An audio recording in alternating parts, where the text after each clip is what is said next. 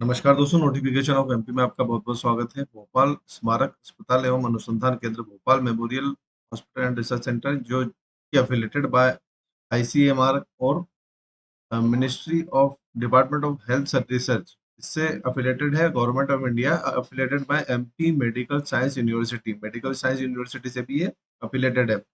इसमें एडवर्टाइजमेंट निकला है, किस प्रकार के पद हैं हम लोग देखते हैं इसी विज्ञप्ति में जानने की कोशिश करेंगे। ग्रुप बी के जो पद हैं उसके बारे में हम लोग देखते हैं। सिविल इंजीनियर के पदों की संख्या एक है, ये अनरिजर्व्ड कैटेगरी का पद है। ट्यूटर नर्सिंग कॉलेज में कुल 5 पद हैं, 4 अनरिजर्व्ड कैटेगरी और एक ओबीसी का पद यहाँ पर आरक्षित है। नर्सिंग ऑफिसर के पदों की संख्या 11, 5 अनरिजर्व्ड में है। एससी का एक है और एसटी का एक है। ओबीसी के 2 पद यहाँ पर आरक्षित किए गए हैं।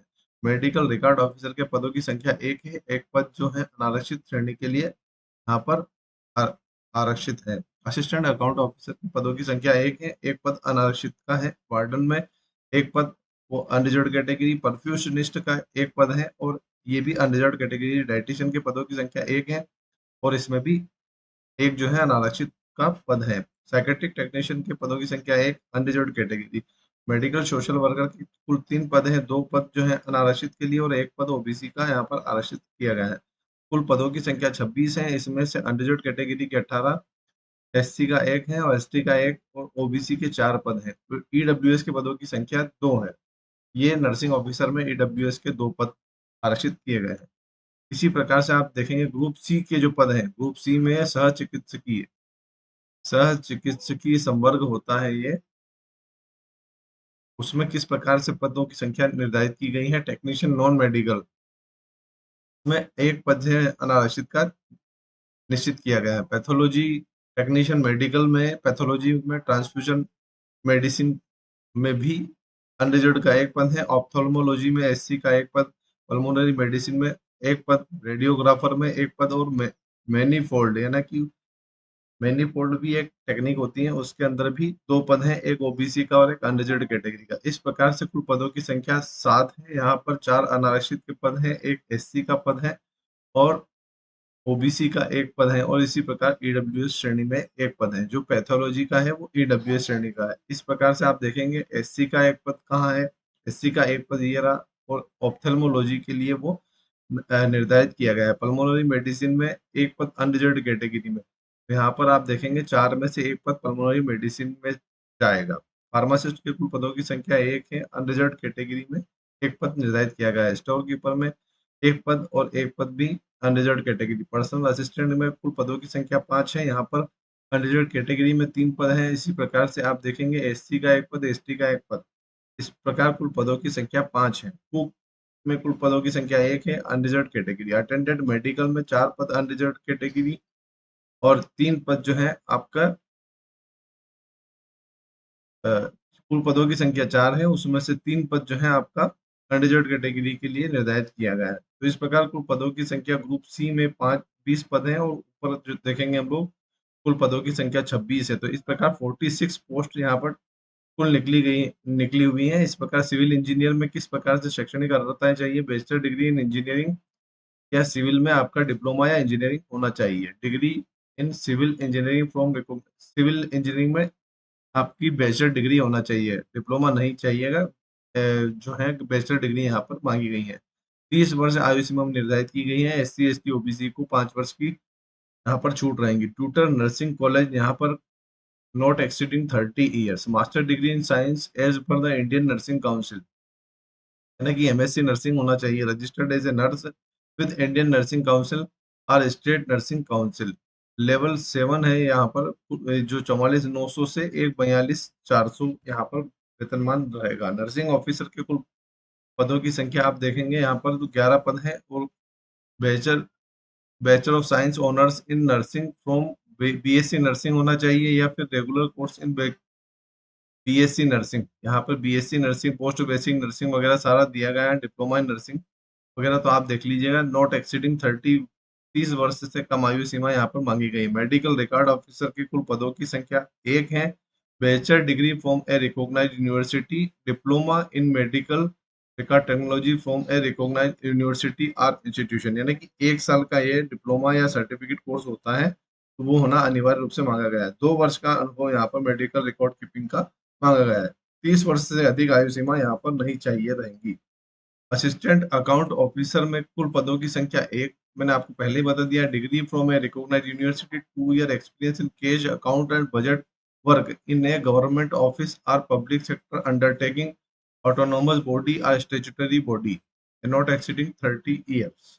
यानी कि 30 वर्ष से अधिक नहीं मांगा जाएगा। वार्डन वार्डन में भी इसी तरीके से है, 30 वर्ष आयु सीमा मांगी गई है। जनरली ये 35 वर्ष होती है, लेकिन यहाँ पर 30 वर्ष आयु सीमा मांगी गई है। Bachelor degree in hotel management या होम साइंस होना चाहिए। 1 year experience of hotel management या supervision of hostel in a central government और state government union territory or autonomous statutory organisation public sector undertaking or universities or recognised research institution. Diploma in hotel management and catering, यहाँ पर पूरा ये मांगा गया है, देख लीजिएगा आप। परफ्यूशनिस्ट के लिए degree in perfusionist technology from a recognised institution or hospital, 2 year experience in conduction perfusion in a hospital or institute. Diploma in perfusionist technology from a recognised institution, 3 year experience in a conducting perfusionist. यानी कि मतलब ये diploma होगा तो 3 साल का आपका अनुभव यहाँ पर मांगा गया है। 30 वर्ष से कम आयु सीमा मांगी गई है। डाइटिशियन में देखिएगा, मास्टर डिग्री इन फूड न्यूट्रिशन या होम इकोनॉमिक्स और clinical nutrition and dietitian, food and dietitian में आपकी एमएससी होना चाहिए, तो आप यहाँ पर अप्लाई कर सकते हैं। 30 वर्ष से कम आयु सीमा यहाँ पर मांगी गई है दोस्तों।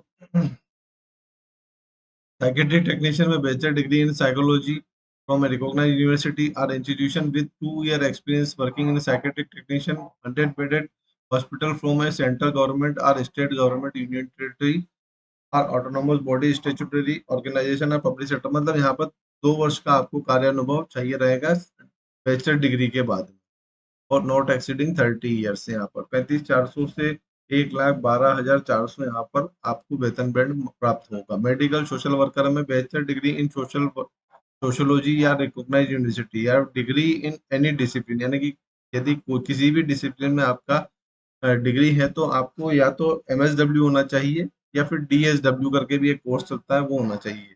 पीजीडीएसडब्ल्यू भी एक कोर्स होता है। और 2 वर्ष का कार्यानुभव यहाँ पर medical social worker in 100 bedded hospital from a central government और स्टेट गवर्नमेंट और ऑटोनोमस, मतलब आपको 2 वर्ष का कार्यानुभव शासकीय सेवा का होना चाहिए मेडिकल सोशल वर्कर के रूप में। टेक्निक टेक्नीशियन नॉन मेडिकल में आप यहाँ पर देखेंगे तो किस प्रकार से bachelor degree in science from a recognised university with 1 year experience in a medical institution, यानी कि आपको 1 साल का मेडिकल इंस्टीट्यूशन में किसी भी संस्था में आपको 1 वर्ष का अनुभव चाहिए रहेगा। क्लास 12 पास भी होना चाहिए साइंस स्ट्रीम से, या और फिर diploma in refrigeration technology, sanitation technology या इलेक्ट्रिक इंजीनियरिंग, या इनमें से कोई हो तो चलेगा। 2 ईयर एक्सपीरियंस इन कंसर्न्ड फील्ड, उसी फील्ड में आपका 2 वर्ष का अनुभव होना चाहिए। टेक्निकल टेक्नीशियन मेडिकल में किस प्रकार से चाहिए रहेगा? Bachelor degree in science from a recognised university with 1 year experience in a medical institution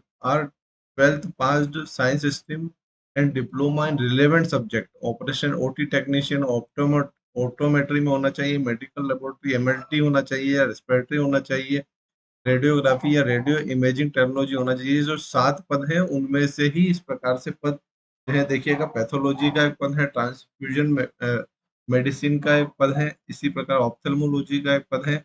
यहाँ पर आप देखेंगे पल्मोनरी मेडिसिन का एक पद है, रेडियोग्राफर का, और मैनीफोल्ड का एक पद है। तो ये मैनीफोल्ड आप देख लीजिएगा किस प्रकार का एक जो प्रशिक्षण है वो होता है। फार्मासिस्ट के कुल पदों की संख्या यहाँ पर एक थी।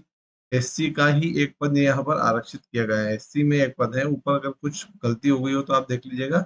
एससी का एक पद है, एक पद ही है फार्मासिस्ट का, और एक पद स्टोर कीपर में। आप यहाँ पर देखेंगे कि अनरिजर्व्ड कैटेगरी का है, तो इसी में 2 साल का डिप्लोमा फार्मेसी होना चाहिए, रजिस्टर्ड फार्मासिस्ट होना चाहिए, क्लास 12th में बायो स्ट्रीम से होना चाहिए, साइंस स्ट्रीम से आपकी होना चाहिए, साइंस सब्जेक्ट से होना चाहिए, डिप्लोमा इन फार्मेसी होना चाहिए as a store keeper and 2 year experience as a store keeper, यानी कि स्टोर कीपर के रूप में आपका 2 वर्ष का अनुभव यहाँ पर कार्यरत रहने का लगेगा। तो यहाँ पर 27 साल जो है वो आयु सीमा मांगी गई है, जो कि 2 वर्ष के कार्यानुभव के साथ में मुश्किल हो जाती है। तो आप देख लीजिएगा, 5 वर्ष का यहाँ पर छूट रहेंगी शासकीय सेवकों को। पर्सनल असिस्टेंट में आप क्लास 12th पास होना चाहिए, skill test 80 word per minute होना चाहिए, और 50 इंग्लिश के होना चाहिए, और 65 हिंदी के on computer relevant certificate to be furnished. मतलब यहाँ पर ये जो है टाइपिंग स्किल्स आपकी मांगी गई हैं। पर्सनल असिस्टेंट में कुक में 10वीं पास होना चाहिए, और 2 वर्ष का अनुभव चाहिए आपको कुकिंग का। 27 साल यहाँ पर आयु सीमा मांगी गई है।